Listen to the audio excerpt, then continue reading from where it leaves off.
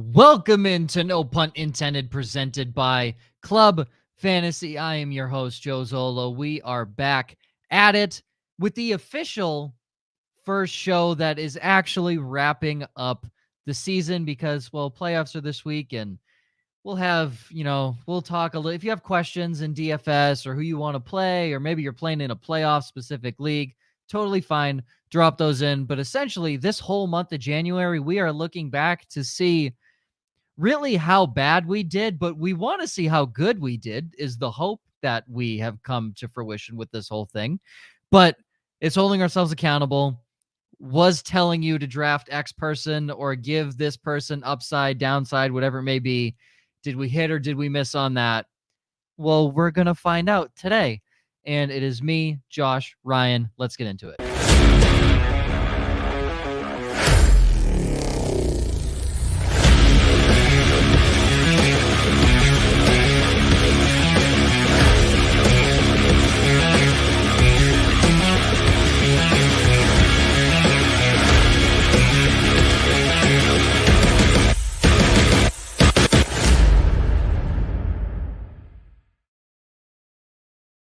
Welcome into No Punt Intended, presented by Club Fantasy. I am your host, Joe Zollo. As always, Juisha, Rian, gentlemen, you feel like we need, whenever you wear those fucking glasses, I feel like we need some sort of fake accent like a French person has in their name over one of your, I think the A. I think the A would do it. It just, the Eagles flat brim hat and the 1980s fashion designer and Milan glasses just don't mix for me. You just want Josh to be like, bonjour. Ryan, have you been watching Emily in Paris? That was a spot-on French impersonation. Oh my goodness. Are you French? Is Weisse French? Yes, actually. I was going to say, as I asked that question, I was like, actually, Joe, that might be the case. So while I'm neither French nor German, Weisse is the French spelling for the German word white. So your name is literally Ryan White. Absolutely. You cannot get much whiter than that. There you go. Nice. Ryan Weisse. Big pale guy with the last name White. But in a fancier way, term. But super French. Fantastic. Okay. Teams we will cover today in our a look back, a look inside in reverse. Get it? Because 2022 season recap. We'll cover today the first 8 teams essentially that we talked about in order of the 2022 NFL draft. Jaguars, Lions, Texans, Jets, Giants, Panthers, Bears, Falcons. How about that? 2 playoff teams. I was just going to say, that's pretty massive. 2 playoff teams. 2, Detroit first round bounce. Jets close to a first round bounce. Texans suck. I mean, Panthers and Falcons 2 wins away from a division. So if you want to include that, and then the Bears. So the chat has me in tears right now. Bonjour. We baguette bonjour le pieu. Nice. I didn't know Scamper's cat was French, and Czar I thought was Russian, but apparently has French ties. So beautiful. Amazing. Okay. First team, Jacksonville Jaguars. And I'm happy to say we didn't miss. We did pretty damn good with the Jags. We didn't miss. Now, I do think the writing was on the wall that this team had talent. Their coach was just terrible. And that was completely on display most of this season. Now, granted, they did make a pretty solid run to get into the playoffs. And Tennessee had a insurmountable collapse to end the season. So for them to be a playoff team, everything just hit the right note, and having Indy and Houston in your division just kind of helps. Yeah, but it's more about the Indy collapse even than the Tennessee collapse. The Indy collapse of the season, just house of cards. So. Yeah. I don't think any of us thought Indy was going to be out of this world, No, I thought they'd be good enough to win that bad division is what I thought. So. Yes, you'd at least think they would have been in play to win that division with Tennessee, just because for some fucking 100%. reason Tennessee. Yeah, Matt Ryan fell off a cliff this year. That was just bad. Yeah, I mean, well, we'll be covering that team, I believe, next week. So he's been off a cliff since he got absolutely, yeah, his rocked him. Yeah, 28. Hey, when you give up the largest lead in NFL history in any game and then give up the greatest comeback ever known to mankind, kind of hard. That one takes a little toll on the soul there. But to the Jaguars, finishes of relevant players, you had Trevor Lawrence, QB7.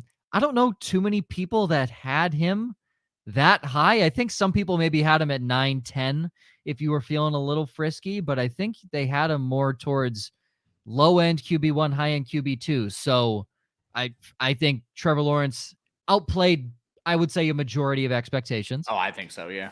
Travis Etienne, RB17. I would say maybe right where people had him. I think some people were very high on Travis Etienne, might have had him low-end RB1, but I think mid RB2 was kind of how we felt, especially with James Robinson coming back clean. Christian Kirk, no one expected him to be a wide receiver 1. Wide receiver 11. Except the Jags, apparently. Except the Jags. I am happy. They paid him. Spoiler alert. He was my sleeper. So I'm just going to guess that is probably the biggest hit I had all year on sleepers. I'm just going to guess. But I doubled down with Zay Jones. I know Zay Jones isn't on the show sheet, but I was hyping Zay Jones too in the offseason. Wide receiver 25. Great season. That one caught me completely by surprise. I know, and Joe, you've been hyping Zay Jones, and you were doing it coming into this season. I just, for whatever reason, put my faith into Marvin Jones, and it just completely flipped this year. So. And the thing with Zay Jones, something that just continually impressed me, he looked like shit his rookie year in Buffalo. Yeah. I think incredible amount of drops. He couldn't hold on to the football. And I think the big thing coming out with him was he didn't drop the football. Yeah, he had really good hands in college. He had fantastic hands in college, but he kept dropping it in Buffalo. Goes to a few different teams, gets coached up, has a solid year in Vegas, goes to Jacksonville. There's the competition really, I guess, is kind of even. No one's really the top dog there, and he took advantage. Evan Ingram, what the fuck? I mean, tight end 5. Now, again, tight end 5, he has one less touchdown. He's the tight end 32.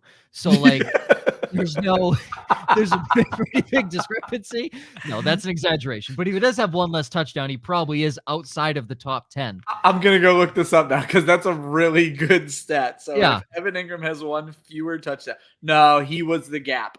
He was at 177. Higbee was at next one down at 152. So he was so the clean gap. So, okay. Yep. But no one was drafting. I don't even think anybody was drafting Evan Ingram in general. I can't imagine he had an ADP. Yeah, I can't imagine he had a very high ADP, let alone. Yeah, I took some late round flyers on him in leagues where I missed out on. That's a good point. No, there was a nice quiet roar for him that he was the sleeper tight end because he. I mean, I had him projected for over 100 targets in this offense. Yeah. So, I mean, and he finished at 98. So I wasn't. I mean, I don't think anybody drafted him expecting tight end 5 though. So. 1000% agree with that. No, I will. I'll talk a little bit about defensive relevant players real quick. Again, no one has legitimately good relevant. Yeah, you could probably stats. just talk about good seasons or bad seasons. Yeah, it's really hard to find it, and I don't understand why. But you're looking at guys. Josh Allen is just an absolute home wrecker.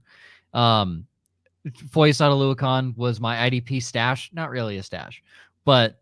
I feel like I worded that incorrectly. You did, but in 1, 2, 3 IDP scoring, he had 404 points. Here's the thing, though. Yeah, there was something to calling Foy having another good season because there was a large contingent of people who looked at the PFF ranking and said, Foy is not a good linebacker.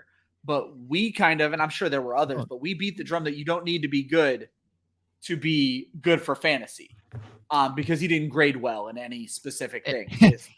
And for reference, he is fucking good. And that was the argument I got into with people who are probably smarter than me. Whatever. The long and short was there were people who did not think Foy could go to Jacksonville and repeat what he did. And he basically went to Jacksonville and repeat and maybe even outdid what he did. So and I had mentioned this too, that I was worried about Oluokun just because when Joe Schobert went to Jacksonville, he fell off. He didn't perform as well as he did in his years in Cleveland.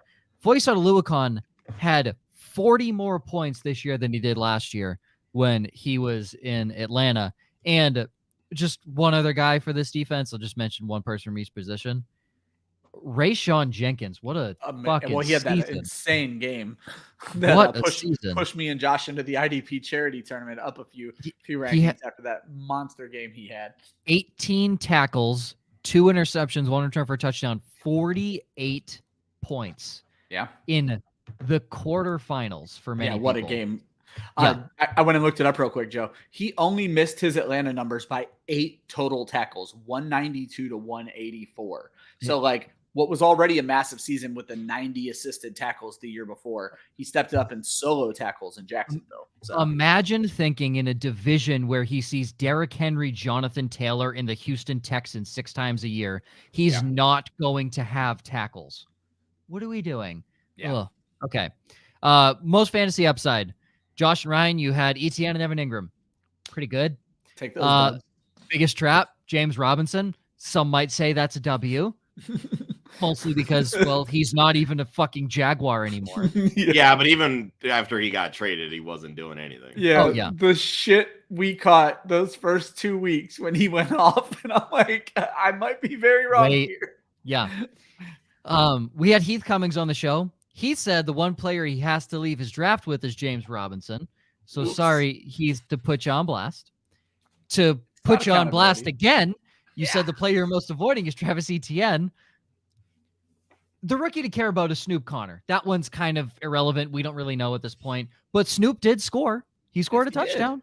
So, and also... Well, keep in mind, too, that, JaMychal Hasty is now the backup since they traded James Robinson. So there's Snoop Connor has a chance to play for that RB2 role. Yeah. And I don't think that they're going to treat Travis Etienne like a 20 to 25 touch running back all of next season. Like they're going to work in an RB2. So Snoop Connor has that upside going into that. So my only concern is he's a 6th or 7th round pick. And he could very easily be replaced. Absolutely. And he was a healthy scratch like half the games. So. But his name's Snoop Connor. Yeah. His name's Snoop. No, I like Snoop Connor. I have him in a dynasty league. I hope he does well. But yeah, I think all around good day for the Jaguars and us. I want to just bring up, G said this was officially the most Jeff Wilson season there ever was. Come back when we talk about the Dolphins. He might play quarterback this week. So yeah, holy shit. It's Skylar Thompson, right? Or is Teddy healthy? Nah, Skylar Thompson, they're saying. Jeez. Yeah. Well, hey, maybe if you held out a little longer when you were supposed to, you wouldn't be in this situation. Yeah. Not saying the Dolphins deserve it, but it didn't matter. It doesn't matter. They're going to get destroyed. They're going to get destroyed. It doesn't matter. Buffalo's winning the Super Bowl. So it doesn't, the writing is on the wall. It doesn't even matter. I'm doing a little IDP playoff contest, and we draft 9 guys, and these are our 9 guys for the whole playoffs. I won't put a Dolphins player on my draft list because I'm like, they're playing one game, and they are done. I'm drafting Bills, Niners, and Eagles players. And Cincinnati. That's exactly Cincinnati's fine, yes. If you believe Cincinnati can make it. I had Cincinnati before DeMar Hamlin had his situation. Okay. I see what you're saying. You're going Bills, Niners, and Eagles because it's the most likely Super Bowl. I got you. So. No. It's the Bills are winning. And then the 49ers and Eagles can fight it out in the NFC Championship. Yeah, I got you. Whoever's going to – if the 49ers make it, it's a lock that the Bills win because Kyle Shanahan is the master choke artist in the Super Bowl. So that's a full lock. If sports betting was legal in North Dakota, I would put a lot of money on the Bills in that game because I know they would go in as minor underdogs in that game just because of that San Francisco defense. Just saying. Bet the Bills. That lock of the century, in my opinion. The Bills. Lock of the century. Okay. Detroit Lions. Talk about an offense. Jared Goff, QB8. Not a soul had Jared Goff in the top 20, I don't think, let alone QB8. And I would say he was probably QB1 at home and QB15 on the road. So evened out. DeAndre Swift, for how injured he was, RB21. Yeah, but we all drafted him as a top 10 running back. We did all draft him as a top 10 running back. It's just funny. Everybody hates him, but he was the RB21. It reminds me, and I think I said this earlier in the season, it reminds me of the David Johnson RB10 season where we all knew he was, but the difference is we all knew David Johnson was dead. DeAndre Swift, there's still a light at the end of the tunnel, hopefully. I'm willing to get sucked back into the trap a little bit because with the ball in his hands, he's deadly. I'm gonna venture to say he's a top 5 weapon out of the backfield with the ball in his hands. Josh, was it you or Austin though that was talking on Monday where it kind of looked concerning at some points where he was just like dancing around too much and just not doing enough? That's that young running back mentality, right? Yeah, that's the big play. You believe in your talent. It's the same. It's the same thing that Saquon dealt with for the first few years of his career, and that's why he was consistently getting hurt. Because when you're trying to just like you want to be patient, but your body just says go go go. So then you're trying to jump back and then dance and then do this to try to like create the hole yourself. You're basically allowing the defense to twist you and turn you in ways that's going to make you get hurt. Yeah. That's DeAndre Swift's problem right now. He believes so much in his athleticism that he doesn't want to trust what is open in front of him. And the Detroit Lions have a top 5 offensive line in football. If he just goes where the damn hole is, he's going to pick up yards. That's why they keep trusting Jamal Williams. That's why Jamal Williams had 266 rush attempts. When I saw that, I said, what? RB13, baby. There's no way Jamal Williams doesn't re-sign with Detroit, right? Dog. Like, that team is just such a unit. Like, I just don't see him. Dog. Post-game interview of the century. So good. Dog. I love Jamal Williams. Oh, what a I've guy. been watching so many of his interviews this week, and you just can't help but smile. I make this comment every Monday. My favorite thing to watch is the sneaky flex. You can't help but smile. And then just throw Jamal Williams interviews on right after that, and it's just perfect. I don't think there's a person out there who loves what they do. I'd like to meet that person. There's no one that loves what he does more than Jamal Williams. What's funny is I didn't know any of this when he was in Green Bay. It was that very first interview where he was playing Green Bay, and he's like, they didn't want me. He's like, and now I got Detroit feeding me good. That is a fantastic, great interview. Jamal Williams, RB13. Amon-Ra St. Brown, wide receiver 7. God. I mean, literally the sun god. But Indeed. Yeah, I was shocked to see how high that was when I was filling that in. I did not think it was going to be that high. He's so good.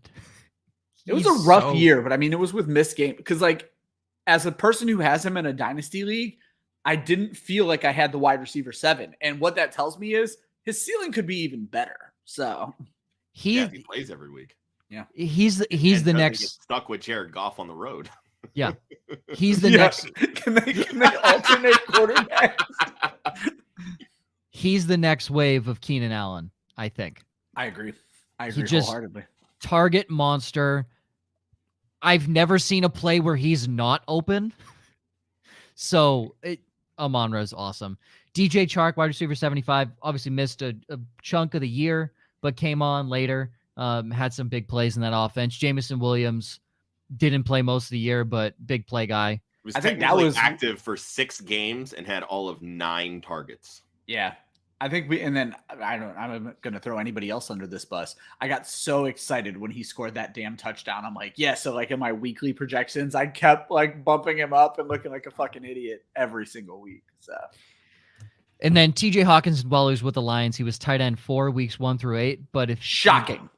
Absolutely. I did not expect to see that he was the tight end 4 for those first 8 weeks. I knew. Well, it's because the tight end position was so bad that he had 40 points in 1 week. In 1 week against Seattle. Yeah. IDP relevant players. I'm spitballing here. Aiden Hutchinson. Yeah, hold on. Let's go back to Aiden Hutchinson because I would like to bring up the fact that I had Aiden Hutchinson in my top 10. You did. And so what's funny is I have my home league and we do a little show for my home league and we only do one IDP. I can't get these guys to commit to IDP, but the one guy had Aiden Hutchinson, and I'm like, I don't know how I feel about a rookie guy who you're dependent on sacks, and Hutchinson just goes off. That dude was so pissed at me. And I don't, for the record, I don't think he finished top 10. It depends on your scoring again. Every scoring is different. But he had huge 9.5 sacks. I think I had him. I was like, he's going to get double-digit sacks. This motherfucker. But gotcha. I mean, no one called 3 interceptions and 2 fumble recoveries. Yeah, that's 3 pass deflections. An interception on Aaron Rodgers for the fact. 2 of them, right? No, he didn't have just 2. one. Okay. Hutchinson was fantastic. Alex Anzalone. No one was drafting him super high. 125 tackles. I thought Anzalone was going to have a great year. And then in the defensive backfield, Deshaun Elliott was okay. Kirby Joseph, welcome to the NFL, intercept Aaron Rodgers 3 times in one season. He had a great season, but again, big play guy, only 74 tackles. There wasn't really a stud in this defensive backfield outside of Deshaun Elliott, who was solid, probably a fill-in guy for some people on some weeks. But Anzalone was a tackle machine, and then Aiden Hutchinson was, game winners for some people, depending on where you played him and when you played him. Most fantasy upside, Josh, you had Jameson Williams, rip. Ryan, you had Amon-Ra St. Brown, dub. Biggest trap, TJ Hawkinson. I want to say Josh. I was going to say I put L, and the biggest reason that I had him as a downside and like a biggest trap was because I felt that he was going to be the odd man out in the trio of Amon-Ra, Swift, and Hawkinson. Well, and you were right. I feel like in a way it was a win because they traded him, so they basically said what I was saying. But I'm taking the L because he was tight end 4 when he was a Lion, and he finished as a top 2 tight end on the season. So I think it's a dub because 48 of those points came in one game. I'll take it, but I'm justifying my position for those that maybe weren't watching back when we did this show. Yeah, I got to give Josh a hard time on this one. Now, I think I'm going to go because he had an 11-point game, a 9-point game, the 40, obviously, and another 11. So he was as playable as he wasn't playable. I agree with Josh taking the L here. Ryan said, is there a trap based on IDP? I'll say DJ Chark. ADP, W. not IDP. Oh, ADP. Sorry. Yeah. Not IDP. Heath Cummings for the Lions again. I think Heath, he went 1-1 here. One player you must leave your draft with, Jared Goff. Yeah, he nailed that one. Yeah. You're most avoiding Amon-Ra. That's a tough one. I definitely remember. I was gonna say in those rounds at the 5-6 turn, that's a steal. I definitely was giving Heath some shit for that one. I vividly remember that. Rookie to care about most for dynasty purposes, Jameson Williams. Obviously, we saw some big plays out of him. No script is written on him yet. Biggest sleeper, according to ADP, DJ Chark, also a W, I guess. Again, he had some big weeks, especially towards the end of the season, and that's ultimately why I gave you the W. W on that. So IDP stash, Alex Anzalone, baby. Yeah. Oh, love it. Cool. Josh, biggest hit, quite literally nothing. Ryan only missed Goff by 13 points, which was almost exactly the 2 touchdowns that he was off. Hit his yards almost perfectly. Biggest miss, Josh, quite literally everything. I did not predict this team in any way, shape, or form when I did these projections. It was bad. No. Ryan, I don't think this was just you, but I think everybody, Jamal Williams touchdowns. And if you had Jamal Williams breaking the franchise record of Barry Sanders rushing touchdowns, you were high. I hope you've won the lottery at least once. No. You were on LSD if you wrote that in your projections. I had my guys going 4 touchdowns for the season. I think that's about what I had him at too. Now that I think about it, right? You could have quadrupled your predictions and still would have been wrong. Josh could have quintupled his predictions and still would have been wrong. Yeah, what a guy! That's unbelievable. And Ryan just put Jameson Williams' health. Okay, Houston Texans. Won't spend too much time on this dumpster fire of a team, but here we go. This was depressing to write all of their rankings. It really down. was. Let me tell you. For the amount of upside I thought some of these guys had, wow, was it way off. The most startable person was a flex play, and that was Dameon Pierce. Yeah. for Davis Mills, QB 26. 2/3 of the season. Yeah. Davis Mills, QB 26. No one was drafting him. Nope. It's fine. Dameon Pierce, I think people were drafting him, he ends up fine. I think people people jump to an RB2. The ADP was skyrocketing at the end of the year. It really was, so much hype. I would still say those people are probably happy.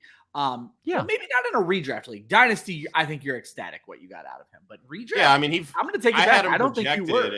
I was going to say, I had him projected at RB27. He finished at RB26. Like, the total stats and everything, I wasn't too far off. Yeah. But, I mean, again, he missed, 4 or 5 games, I think? 5, I think, when it was all said and done. In crucial situations. Yeah, I mean, he stays healthy. And it's, it's the same thing with Breece Hall, which we'll get to with the Jets. Like, if these guys stay healthy, they're probably, Pierce is exceeding what I projected him at. And I'll give you that, but Josh, we also saw him hit a wall before that injury. Well, and that's fair. A little bit, yeah. I mean, we saw Kenneth Walker hit a wall, and he was able to get around it at some point, too. And technically, Pierce was on his way out of it when he got hurt. So. Yeah. Brandon Cooks, wide receiver 52. Again, injuries and being a bitch, but wide receiver 52.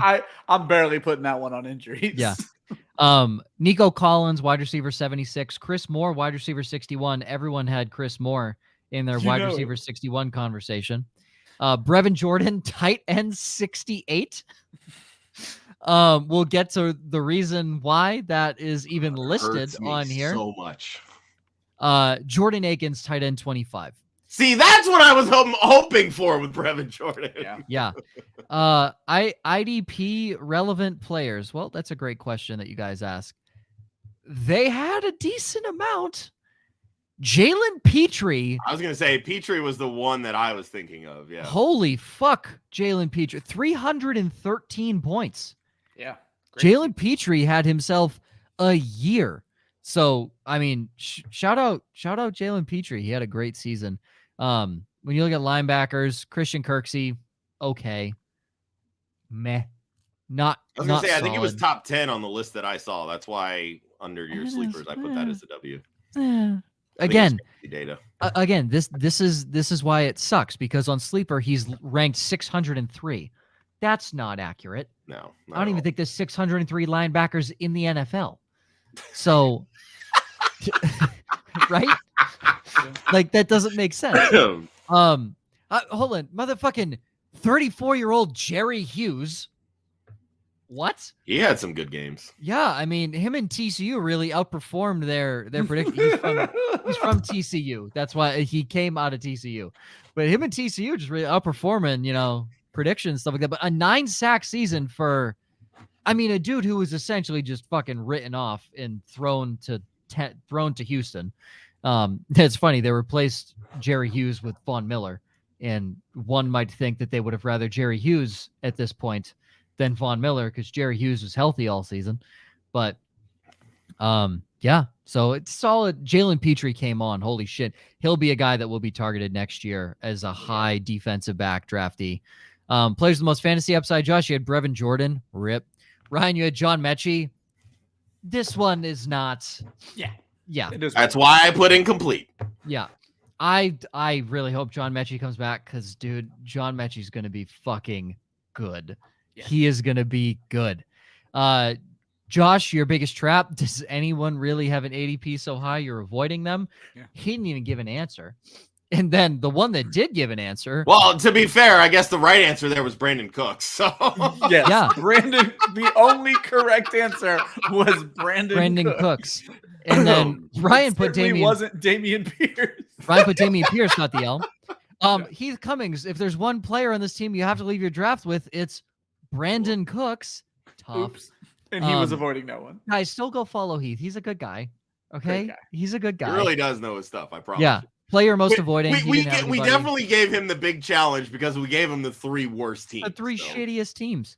Rookies care most about John Mechie, Dameon Pierce. Obviously, Pierce in Dynasty looks great. John Mechie, we don't know about. Biggest sleeper, nailed Dameon Pierce. Go me.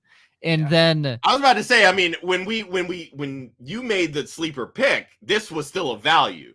By the time people were doing their drafts, Pierce was not a value, and I would not have called him a sleeper at that point. No, at that point, Dameon Pierce is like an RB42 where he's being drafted. So, IDP stash, Christian Kirksey. Again, I'll take the W. He was a middle of the road. He was definitely a guy, if you needed to, he could fill in, no doubt. There was just a lot of other good guys, honestly. Yeah. Kimu Grugier-Hill nailed it on week 1. He was the number 1 scoring defensive end with like 50 points. And then after leading them in everything last year, and then they cut him. Like, what is going on? Man?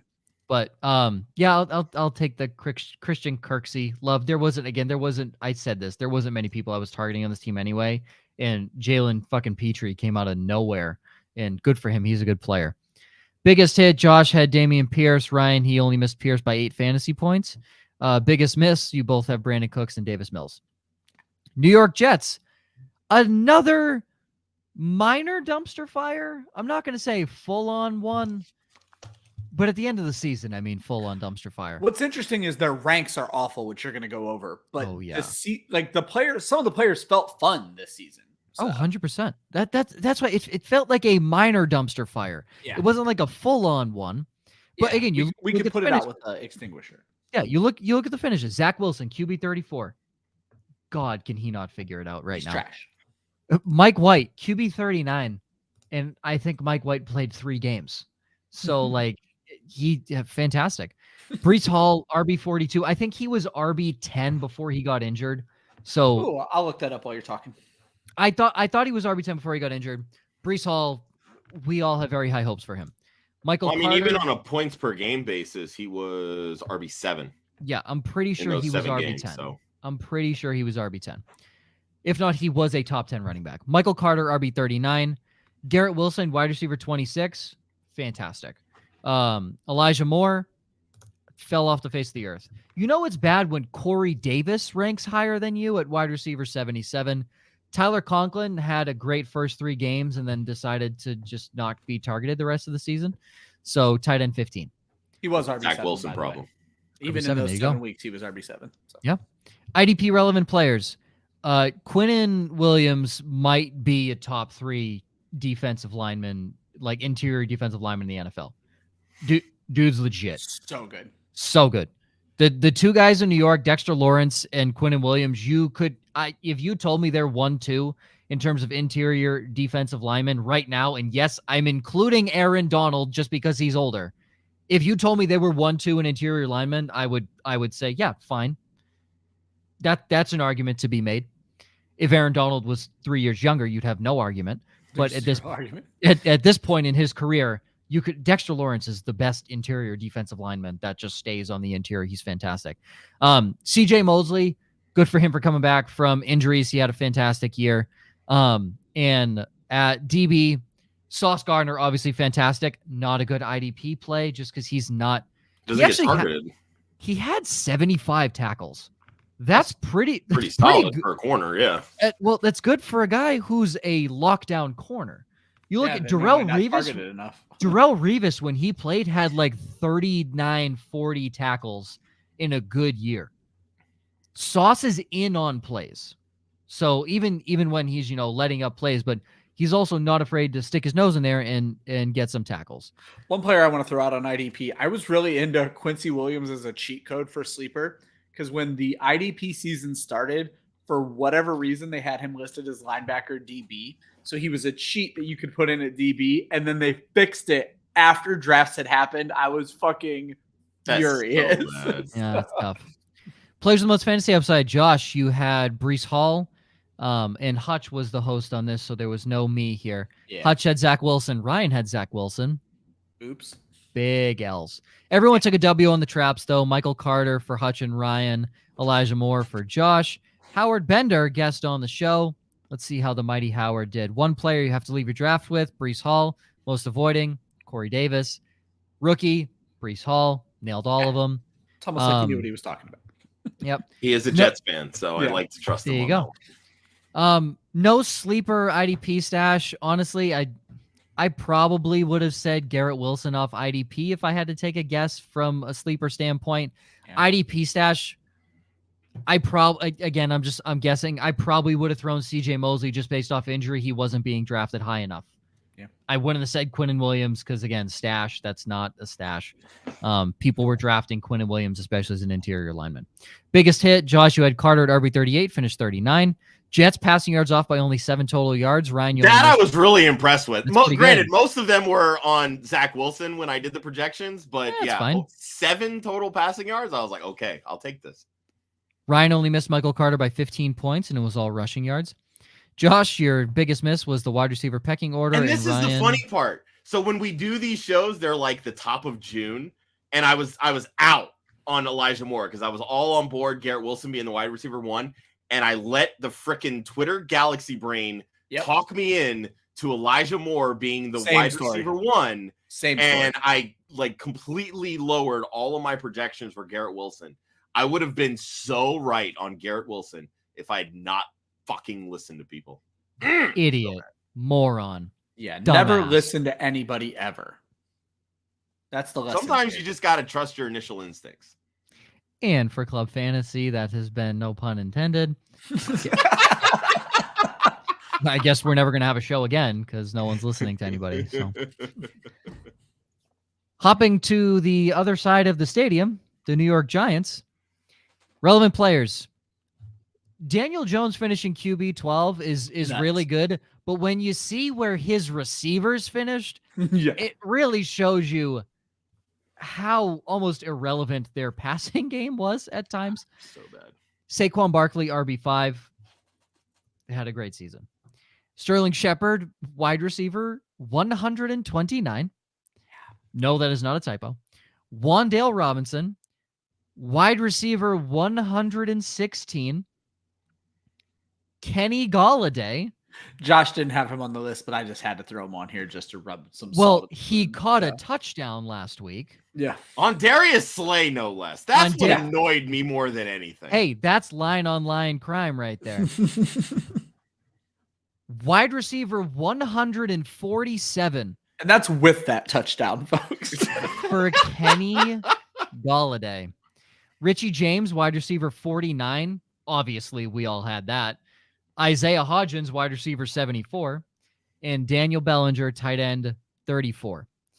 IDP relevant players, we just discussed that Dexter Lawrence might be the best interior lineman in the NFL. So, excuse me, you have him. At the DB position, Julian Love.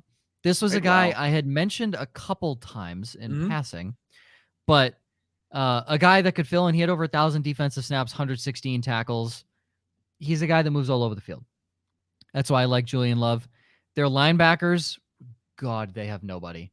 They're completely irrelevant at that position. Kayvon Thibodeau, who should just be listed as a defensive lineman, had 172, and he's listed as a linebacker. Their actual number 1 linebacker was Jalen Smith. Yeah. 156 points. Completely irrelevant, honestly. Terrible linebackers that they have. At the actual linebacker position, Kayvon Thibodeau being listed there is basically an edge rusher. Man. Dexter Lawrence had 217 just for the room. Players with most fantasy upside. Josh, you nailed Saquon Barkley. Hutch had Kenny Golladay. That one's hard. That one's a tough one. Ryan, you also had Saquon Barkley. Player who was the biggest trap. Everyone hit a W. Kadarius Toney for Josh and Hutch. He's literally not on the team anymore. Josh predicted a trade. Yeah. Nailed it. And Ryan, Wan'Dale Robinson. He is too small, plain and simple. I'll take the L on that. He played far better. Yeah, that's why I wrote the points per game and the targets per game. I'm like, I'm gonna let Ryan decide whether if he had played the season, I would look dumb, plain and simple. Now I will say they were using he got hurt because he's too small, plain and simple. Yeah. Howard Bender. He's 5'8", 165. I just can't buy it. So. Well, I'm bigger than him. Exactly. Yeah. Howard Bender. One person you have to leave your draft with, Sterling Shepard. You know what, though? In 3 games, he averaged 8 targets per game. Oh, yeah. I'll take it. That is what happens when Daniel Jones is quarterback. It is literally he averages 8 targets a game. It's so That's what I'm saying. As good as Richie James was, if Sterling Shepard is healthy all year, we're talking about a top 30 wide receiver. I promise you. No doubt. The issue is he wasn't healthy. Couldn't stay healthy. Player most avoiding, Kenny Golladay. Nailed it. Great job. Rookie to care about, Daniel Bellinger. I think that was a solid pick. And if this dude doesn't get his eye poked out, it's a hell of a season for Bellinger. Yeah. So biggest sleeper, honestly, looking back on it, I couldn't have fucking told you who was going to be the biggest. I probably would have picked Sterling Shepard based on ADP. I think you would have. That's kind of like your. I was going to say, I would have thought that you might have gone like Darius Slayton as kind of like the next man up when everybody gets hurt, and that's really what he was. So that's a good point. I would have probably given you a win on that. It's a good point. I would have either gone Shepard or Darius Slayton. I like both of them. I think Darius Slayton is a good receiver and is a very good deep threat. And I think, to Josh's point, if Sterling Shepard's healthy, he's a fantastic wide receiver. Yeah. My IDP stash would have been Julian Love. I know that for a fact. No one knows that name. I think Julian Love would have been it. And again, solid guy. Biggest hit, Josh, you had Saquon. RB Slits off by 14 points for Daniel Jones. Ryan, you had Saquon as well. But Wandale sure feels like a hit. Here's the interesting thing, though, with Daniel Jones. When I was doing my projections, I was literally only off 14 points. But I had Daniel Jones as my quarterback 25. Like, that's how many quarterbacks I expected to vastly outscore what Daniel Jones did. And he basically did everything that I thought he would do from a points per game perspective. And so, Josh, we talked about this last year because last year this show was more focused on our rankings and projections, which, by the way, folks, that'll be tomorrow. More on that later. But we talked about that last year that we over-project the hell out of these quarterbacks. And so we were both pretty close on Daniel Jones's points, but we had him as undraftable, and instead he's the QB12. So. Well, it also goes to all the quarterback injuries this year, too. Exactly, and that's the thing. How many teams ended up playing 3 quarterbacks? You just don't see that. Yeah. It was bad. Biggest misses, Josh, clusterfuck at the wide receiver position, and Daniel Jones rushing, and then Ryan saying Daniel Jones being competent. So there you go. Yeah. Carolina Panthers. Finishes of relevant players. Samuel Darnold, QB 35. Christian McCaffrey, while with Carolina, RB4, weeks 1 through 6. God, injuries, though. Tough. Deonta Foreman, RB 38. Pre-Christian, RB 23. Post-Christian. Chuba Hubbard, RB 52. DJ Moore, wide receiver 23. Pre-Christian, wide receiver 20. Post-Christian. And I would venture to say, if this motherfucker had Sam Darnold as his quarterback the whole fucking year, he might be a top 10 wide receiver. Because Sam Darnold realizes, holy shit, this guy's open on every play. Well, I think it was more so that without Christian McCaffrey, they don't have any other option. No, they have so Josh, that's why I included it, because of the fact that it didn't really improve his fantasy. Yeah, it didn't matter. Really didn't, though. Yeah. So, the yards really weren't there, but he was scoring touchdowns. Listen, I understand the people that are like, oh, DJ Moore lovers, but you guys are stupid. But I get it. I get it, right? You can't really watch him and not love him is my thing. Like, what I'm just saying, watch a fucking game and watch how many times he's covered. He's not. He's open on every play. He's literally open on every play. He is a less, and I feel like this is a strong comparison. He's a less abrupt Amon-Ra St. Brown. And I say abrupt as in DJ Moore's route running is not Devontae Adams, Keenan Allen. It's not boom, cutting a dime. It is Calvin Ridley, smooth as silk as he runs, which makes him a fantastic, same Amari Cooper. Fantastic route runners, but they're not aggressive in their movements. Amon-Ra St. Brown is an aggressive route runner. He does hip fakes. He does shifts. He's aggressive in his cuts. DJ Moore is just a less aggressive Amon-Ra St. Brown. They're open on every play. Yeah. And they don't drop the football. Weeks 12 to 17 with Darnold, he was still only the wide receiver 16. So still a word of caution for projecting him out next year. And that's I will take DJ Moore as my, for the record, I was never drafting DJ Moore as my wide receiver 1. I'll take him as my wide receiver 2 in every conversation ever. So Joe, DJ Moore was always the conundrum for me, and I feel like he probably was for you as well because of how you and I draft. I am Travis Kelce and 2 running backs. You are 3 running backs. DJ Moore's ADP in the 4th round, where we had to take him as our wide receiver 1, never felt right. So I love that you said you'll take him as your wide receiver 2 all day. And that's exactly how I felt about him. But the problem was his ADP always had him bumped up to the 4th round. And with the way I built my teams, I could never draft DJ Moore. It just did not work out. So here's my thing. I know going into my drafts, I think there was one draft, maybe 2, where I didn't go 3 straight running backs. And that was simply because Keenan Allen was available in the 2nd round. And there was nobody fucking better. There was literally nobody better to take. And I was like, I can wait and get Josh Jacobs in the 3rd round because no one's drafting him. And I was like, okay, that one was a hit. I took Javonte Williams in the 3rd round in a lot of leagues. Obviously injuries, but that one was looking to pan out pretty well, especially after week 1. Yeah. I know going into round 4 and 5, I'm taking 2 wide receivers, and odds are they're going to be wide receiver 2s.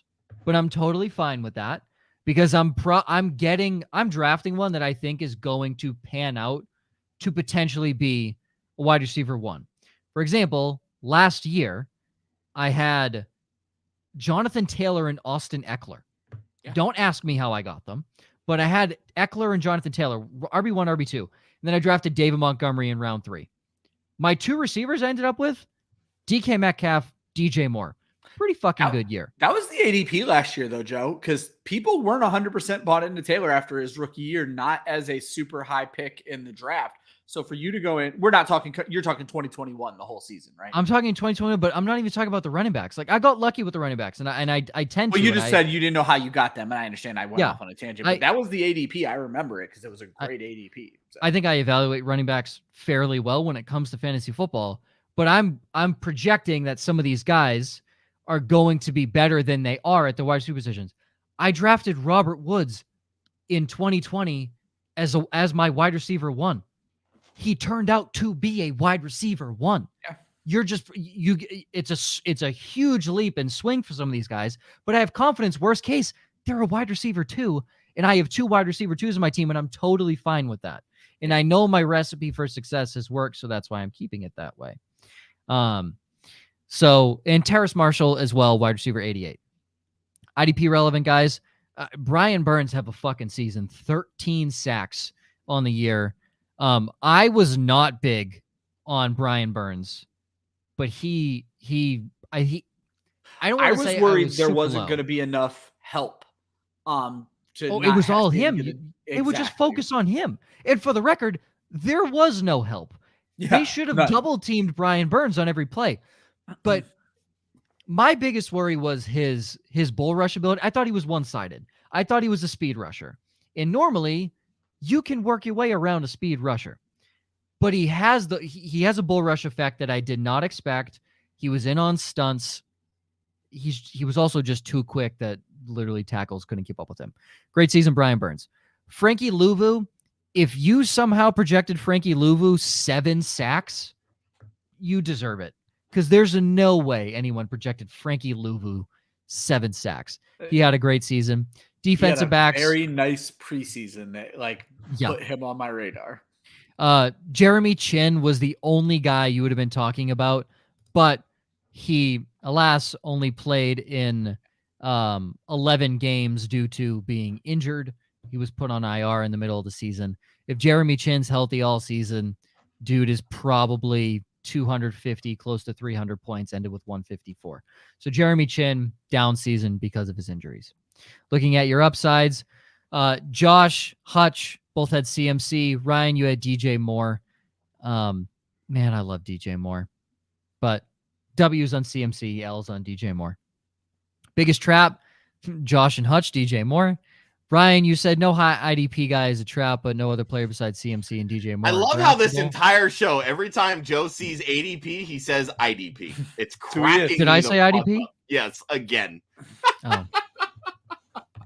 I'm just gonna say IDP for the brand. Yeah, for the brand. I maybe I'm saying I like a pirate, and it starts with A. I DP. Jesus. You don't know. You don't know, Josh. Idiot, moron, dickhead. Howard Bender. One player you have to leave your draft with.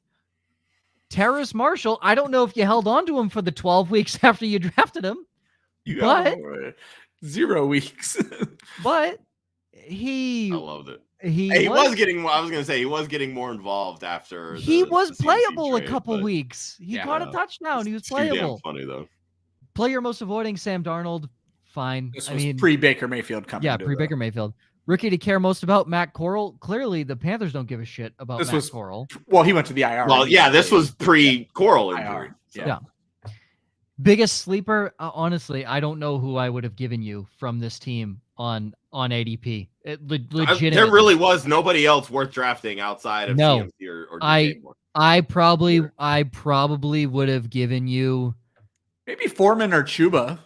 I would not have gone. I would have probably gone Terrace Marshall. Knowing me, I probably would have gone Terrace Marshall because I'm like, okay. Yeah, Joe's a CMC diehard. He wouldn't have projected. Yeah, that's a good point. We're not projecting. But also, I would have said to myself, who's the second guy catching passes in this offense? It's not Robbie Anderson because that dude's a fucking schlub. Yeah. And then who got traded anyway. Yeah, who got traded. Pretty incredible that Robbie Anderson did not make any of our lists. Like he was just such a non-factor. Yeah. My IDP stash, again, from a stash standpoint, there was nobody to technically stash. I probably would have said Shaq Thompson from a stash standpoint, but I probably would have just taken this and said, you're drafting Jeremy Chin. Like that's the guy you want. And it would have been a miss because he got hurt, but that would have been my guy. Biggest hit, running back splits for Josh. Chuba, exact RB attempts. Ryan CMC. Yeah, their rush attempts, I was only off by 8 total from a team perspective. I had the exact QB rush attempts at 48, Chuba Hubbard exactly at 95. I had CMC, projecting him on the team the whole year at 207, and Foreman comes in at 203. Like I was pretty spot on with the rush attempts. So I think I'm pretty happy with that. Ryan, you had CMC, never doubted the comeback. Hell yeah, motherfucker. Josh, you had the Panthers pass attempts as your biggest miss. You over-projected by 200. Yeah. Ryan, the passing game for sure, and Baker Mayfield, so the passing game as a whole. We got 2 more teams to get to here, the Bears and the Falcons, but one thing I want to bring up real quickly is Elixir said he's glad he fat-fingered ETN. It was intending to draft Allen Robinson. Is that not the happiest accident in the history of fantasy football right there? Well, here's the thing. He said, even though Joe told me my team sucked in the standard for the first 3 weeks, yes, I placed 12th, but that doesn't matter. Think about this, though, Elixirs. Think about this. I don't know if you have 12 teams in your league, but you could have been worse if you drafted Allen Robinson instead of ETN. Even if there's only 12 teams in your league, you probably would have been 13th with Allen Robinson. Yeah, literally. You would have been 13th with Allen Robinson. I feel like our collective goal needs to be we need to win Elixirs a championship. Yeah. In 2023. That needs to be a collective goal for us. We need to play in a standard league then. Play in a standard league. And I actually do well. Well, there you go. There you go. Elixirs, from now on, listen to Ryan, not Joe. I'll tell you what. Listen to me. I will produce, because I can easily adjust my projections to a standard league. So next year, Elixirs, I will get you a custom standard cheat sheet for your draft. So. I'm going to drop our lovely little, it's going to happen, Elixir says.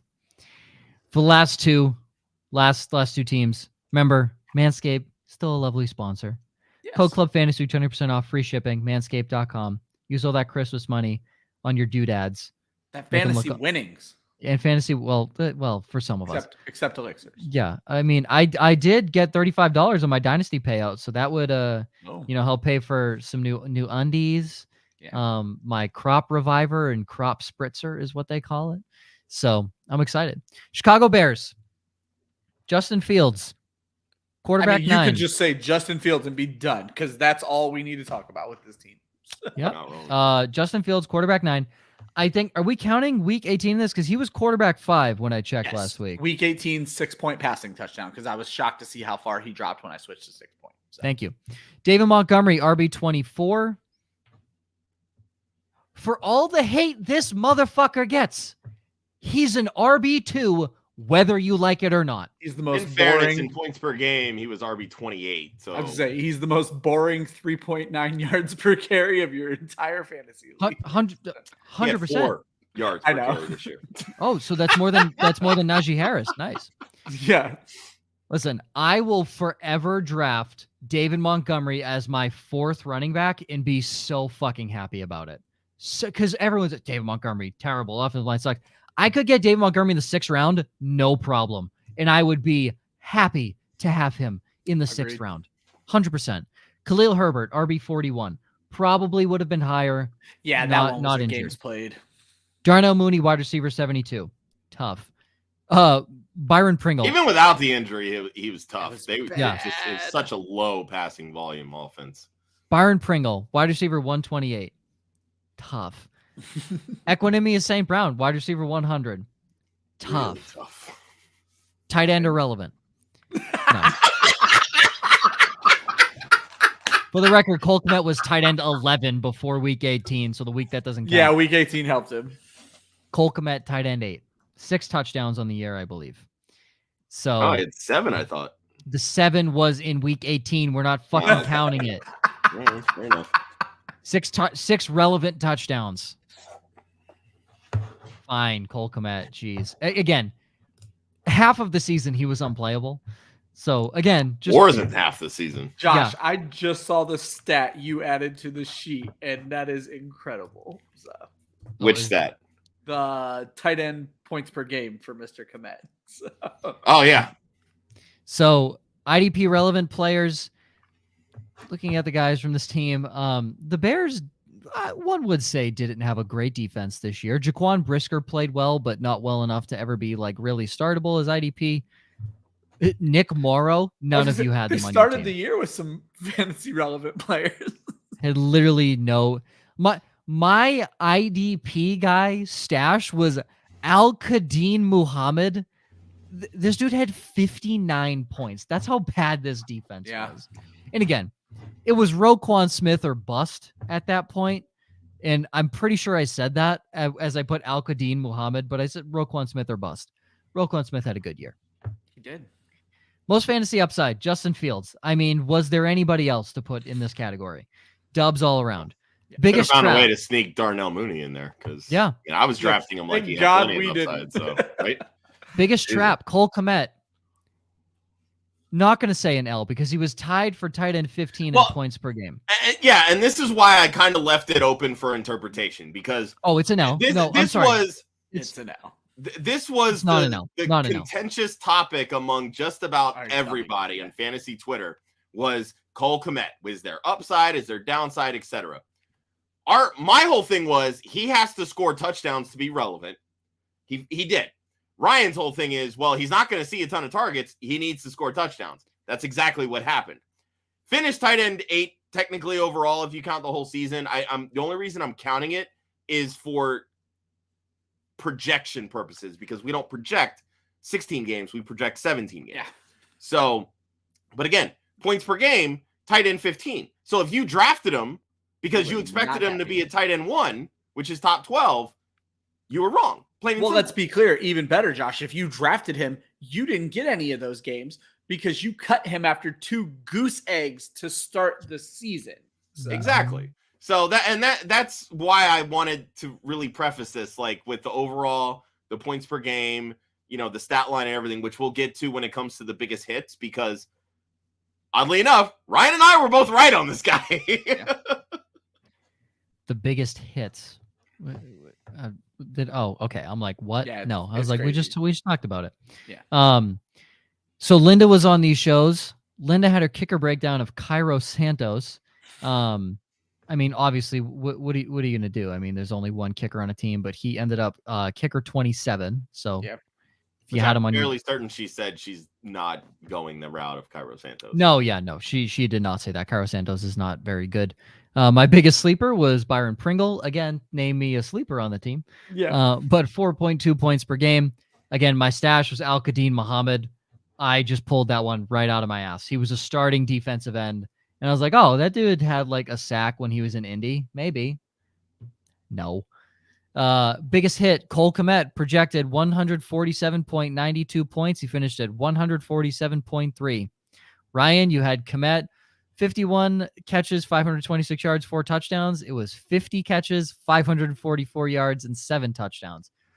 You guys were pretty much hitting the nail on the head there with Cole. Exactly what we were saying. You know what you didn't hit the head on, Josh? The Bears passing attack. Nope. Not even close. Ryan, here's a fun one. Yeah, Ryan and I were awesome. talking before the show. So I had Justin Fields projected for more completions than he had pass attempts this year.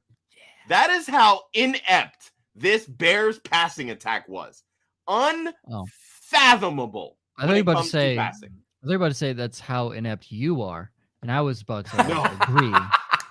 No, it was bad. Look, how many times do you see a NFL franchise throw the football less than 400 times in this day and age? Considering the Bucs did it 800 times, not many. Yeah, that's the crazy part is the contrast. It's like even like 450 I thought would have been like the threshold, especially now going to that 17th game. I didn't have him projected for a ton of pass attempts, but my God. But the funniest thing, and to get off the Bears, that they have the number 1 overall pick now. Everyone's like, will they? I just stupid rumblings. Will they go quarterback? Will they go quarterback? I'm like, no, obviously they won't.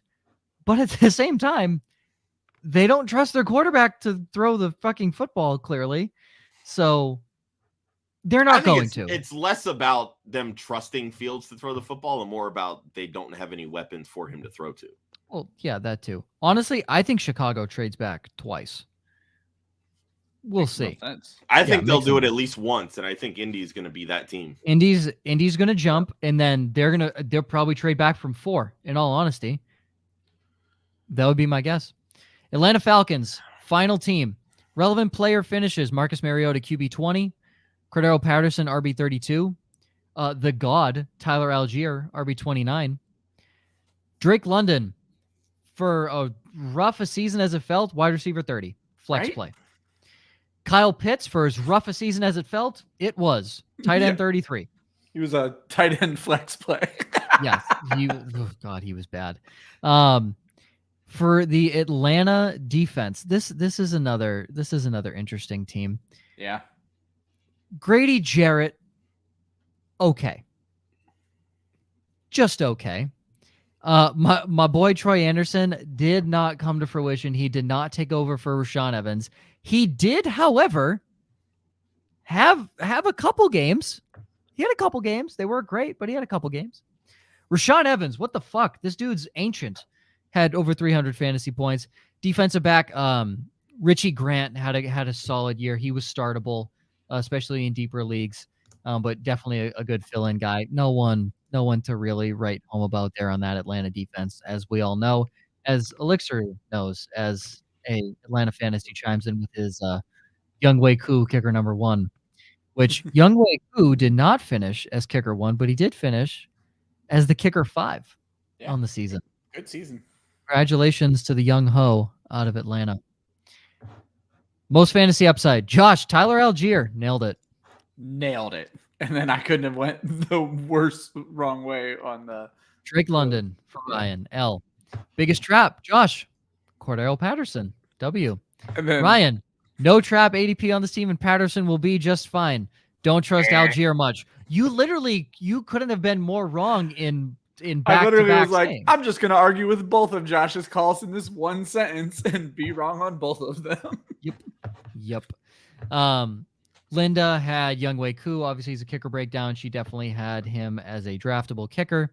My biggest sleeper, Desmond Ridder. Thought he would come to fruition sooner than he did. Obviously, he did not. But hey, I remember the last rookie quarterback to have a really good week in Week 17 was Patrick Mahomes. Yeah, a guy named Patrick Mahomes. Heard of him? Yeah, he played pretty well. IDP stash, Troy Anderson. That was just out of principle. I had to put Troy Anderson.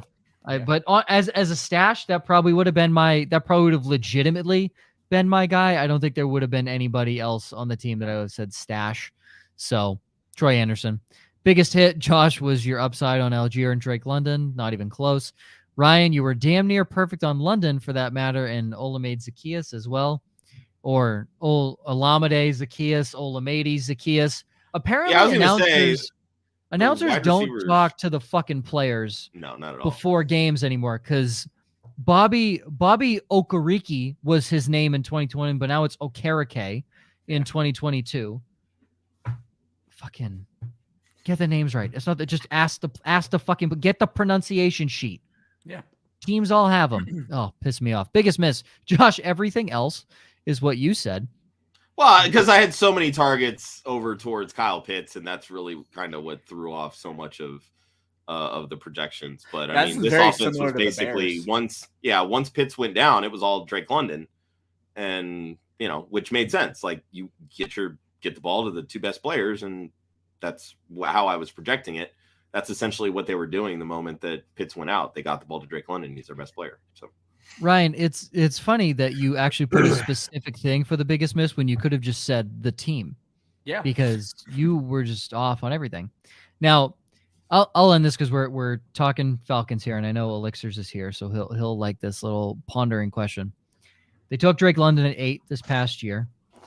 Obviously, there's a solid amount of holes on the team, but we saw they're an efficient running team with Tyler Algier in the backfield. Well, and that's the big thing I missed on was the overall yards per carry. That the team was at 4.7, I think, on the season as a whole. I had them at 4.2. Like, it was bad. Like, I whiffed big on that one. So here's my question. Now, I think their offensive line could use a little bit of help. Like, I don't think they're impenetrable, but I would say they're top half of the league. Scheme helps. Scheme helps 100%. I think Arthur Smith has helped with that. No one's writing home about their defense. Their secondary can definitely use help. AJ Terrell is meh at best. Richie Grant solid, but linebackers need help with Rashaan Evans, probably nearing retirement, and they need a pass rush. On the flip side, we've seen teams like the Bengals with 3 stud receivers go out and do well. Do the Falcons, if Jackson Smith and Jigba falls to them, again, probably the consensus wide receiver 1, draft him. But then you put out there too, what about running back? I've heard there's about 700 running backs in this draft class that could start in the NFL. Yeah. So you have plenty of running. Robinson being one of them. Bijan Robinson being one of them. But again, Jahmyr Gibbs, they could probably wait on. There's a lot of guys they could wait on that are startable running backs, like good running backs. But on the same token, there's a lot of really fucking good wide receivers they could wait on too. But I think I wouldn't say it was the exact same with the Jamar Chase draft class, but the Bengals could have waited. But they said that, I mean, Joe Burrow was like, "Get me my fucking guy. Jamar Chase is going to be the best receiver in the NFL." And I mean, you could argue 1-2 him, and not wrong. He's not wrong right yet, but you could argue 1-2 Jamar Chase, Justin Jefferson. Again, yes, I understand Cooper Kupp and Devontae Adams are wide receivers in the NFL, but you could make an argument, is what I'm saying. I don't agree with the argument, but you can all put them in the same number 1 wide receiver class right there. Breath. They belong in the same breath. Exactly. It's just interesting. You have a young quarterback. You're committed to him. Drake London, obviously. Are they committed? Yeah, are that's they right. committed to Desmond Ridder? That's the verbiage that I'm struggling with here. Okay. Because, again, 3rd round pick, not a ton of draft capital. The way that this draft goes, I don't think that Atlanta is going to be in a position to draft their guy where they're at. If they want to try to make the move up to 1, by all means, go for it. I think that they would probably be best suited to just continue to take the best player available, try to build that team because the defense is ass. The offensive line needs some holes, and you need at least a good slot receiver to complement. They, to me, London are a team that Pitts. is primed to trade back with one of these playoff teams that may and be coming get up. more draft capital. Exactly. Yeah. And then kind of do similar to what Houston did this year.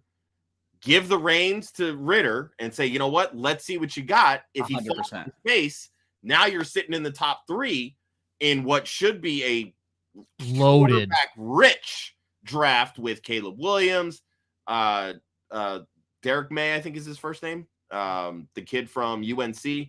Like there's going to be some quarterbacks Isn't Quinn Ewers from Texas supposed to come out too? He's a big name. Potentially, yeah. I mean, there's going to be some talent at the quarterback position in the 2024 draft. So set yourself up for that the same way that Houston did and start plugging in the holes around the team.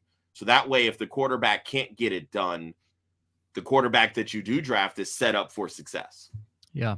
I wanted to bring it up because I was just thinking about it like, oh, who would Atlanta take? And I personally think that they should probably, again, if you really believe in the weapon and you name me a bad like top end receiver Ohio State's produced over the last 3-4 years. They've pretty much all just been absolute studs. McLaurin, Olave, Garrett Wilson all look like absolute. Well, I mean, even Wilson and Olave said that Smith and Jig was better than them. Yeah, yeah. So that says a lot. So and then talk about fucking Marvin Harrison Jr. coming out next year too. Exactly. That dude's gonna be an absolute stud. So I'm just if somehow, again, receivers went early last year. If somehow Njigba falls to the Falcons, why not? Go give Ritter. You're sitting there.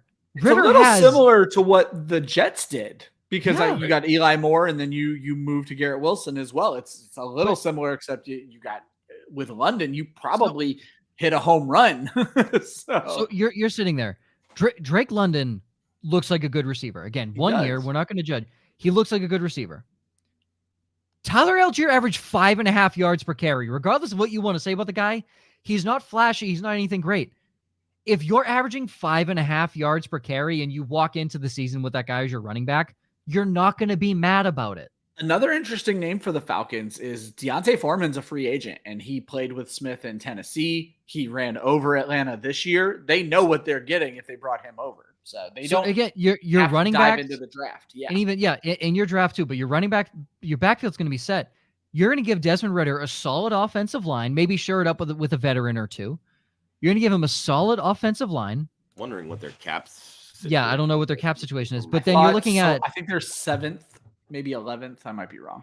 But you're looking at. Kyle Pitt. They're second in available cap space currently with over 75 million. Light it up. You have Kyle Pitts, Drake London, and Jackson Smith and Jigba as your 3 weapons. And you're in a town where people want to be. Like, that's the nice thing about Atlanta is the team might not be there, but people want to be in Atlanta. So, dude, that like, you're telling me you walk into the season with Ritter like that, and if Ritter doesn't pan out, you can go into next season with that loaded quarterback draft guy. Say, okay. We got your wide receivers. We have your wide receivers. We have your tight end. We have your running back. We have your offensive line. Go fucking win. Yeah, I like that. And you can build defense in the 2nd, 3rd, and 4th rounds. We very clearly. Well, but they can also go out and get some defensive studs in free agency. Yep. Exactly. Yes, you'd probably shore up some little holes with veterans too. Some younger veterans in their late 20s. To the point where they'll still be there for a few seasons and can coach up some of the younger guys, and then you draft those younger guys, etc.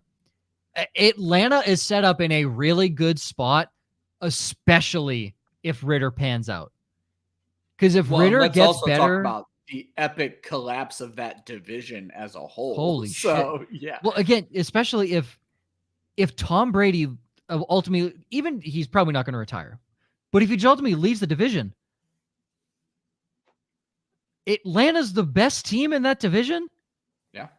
Right? Definitely make that case. Yeah. You could definitely make that case. Yeah. So New Orleans is about to blow shit up because they've got such a terrible cap situation right now. Yeah.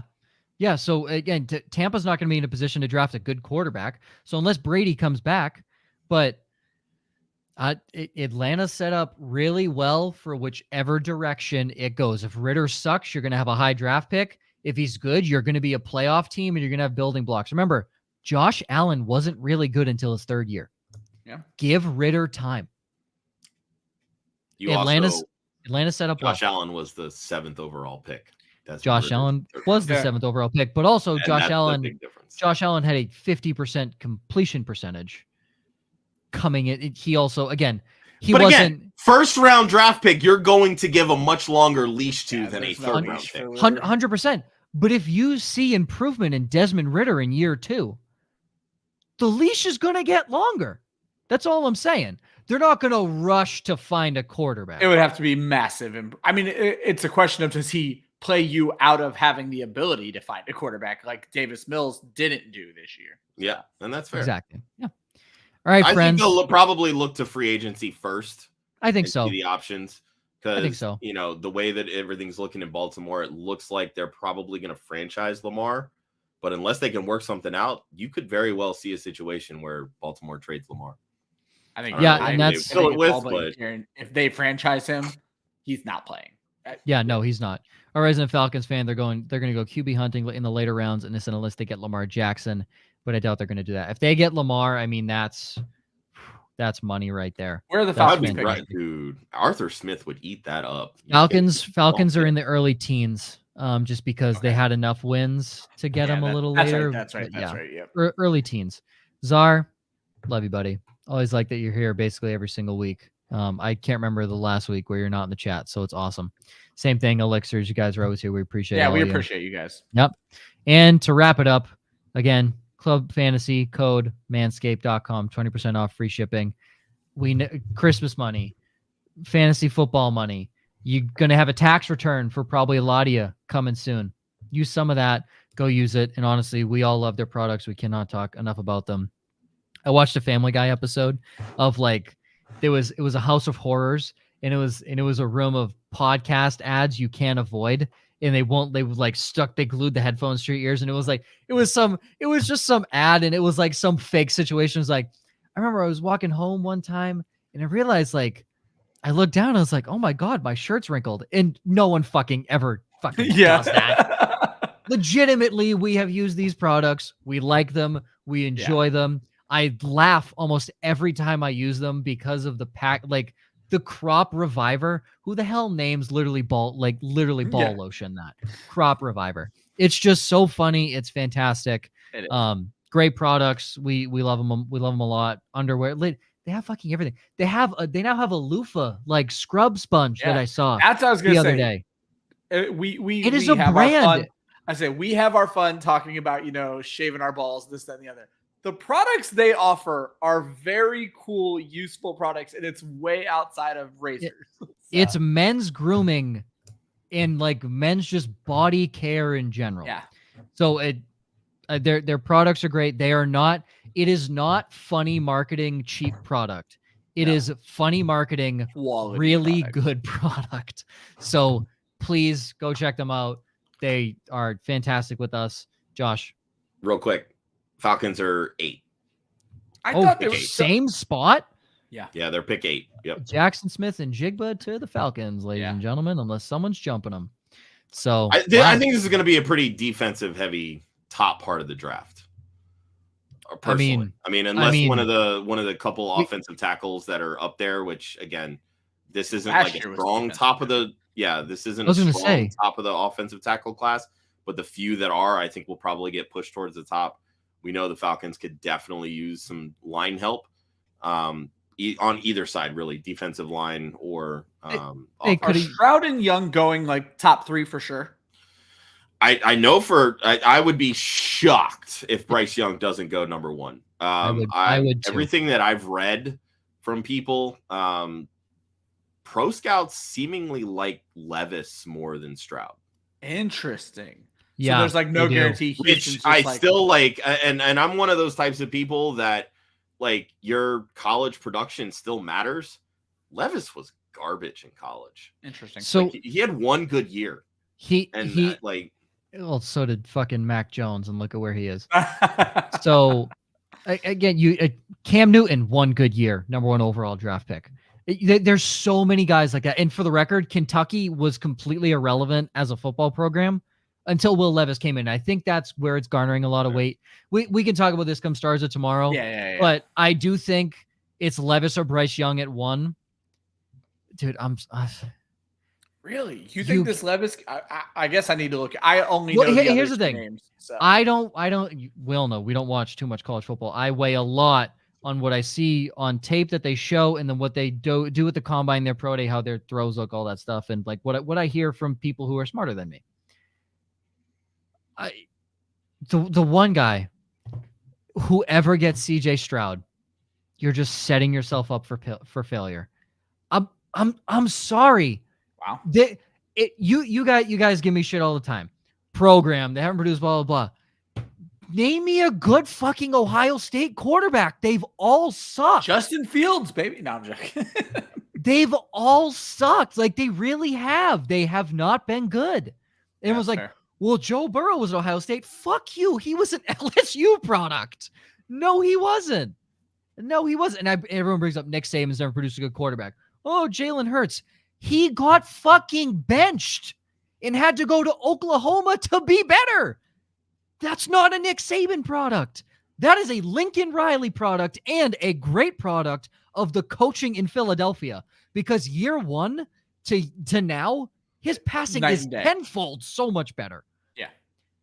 That is not a Nick Saban product. That is a Lincoln Riley and a Philadelphia Eagles product. There's not been a good Ohio State quarterback. I'm sorry. And we've seen a lot of bad games from CJ Stroud. I've seen zero. He looked bad pretty games good in the CJ college Stroud. football semifinal against Georgia. No, I'm just saying. I've never seen a bad game from CJ Stroud. I've also never seen a good game or a game from there you CJ go. And Max Way Duggan, to keep it neutral, Switzerland. Yeah. Max Duggan looked really good against Michigan too. So yeah. Oh, is that kid who completely blew the national championship? Like, I do think Max Duggan will get drafted and will probably have a chance in some camp. Good kid, good story. I like him.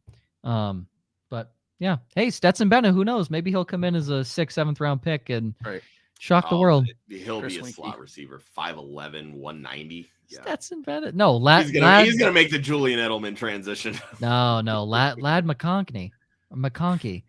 You know your family's fucking rich when they name you Lad. You just Lad McConkey. Yeah. That dude's family is loaded. Yeah, they're like, it doesn't matter that we've ruined you. Yeah. Okay. I need to wrap up. I smell chicken fajitas in the other room. I'm starving. For Josh, for Ryan, for me, for Manscaped, this has been No Punt Intended, presented by Club Fantasy. We will discuss the next 8 teams next week. So if you're interested, it's draft picks 9 through 16 of the 2022 draft. So we will cover them next week. We'll go through the exact same stuff. This is always a lot of fun for us because we get to shit on each other for the most part, and also get to look back and basically make fun of ourselves for being idiots and saying, Cordero Patterson, that we're not worried about him, or not even a little worried. The Bears passing offense is. If you want to know the next 8 teams, it's the Broncos, the Seahawks, oh god, the Commanders, the Vikings, the Browns, the Ravens, the Dolphins, and the Colts. Dude, what a banger to start with. The Broncos. What a ripper. Yeah. We're gonna have to force Joe off of that team because what a ripper. I'm so excited. Oh god. Fuck the Broncos. I was so high on them. You can follow Club Fantasy on Facebook, Twitter, and Instagram at Club Fantasy FFL. The URL is clubfantasyffl.com. Always remember, defense wins championships. Offense wins fantasy football. Same time, same place next week. We will see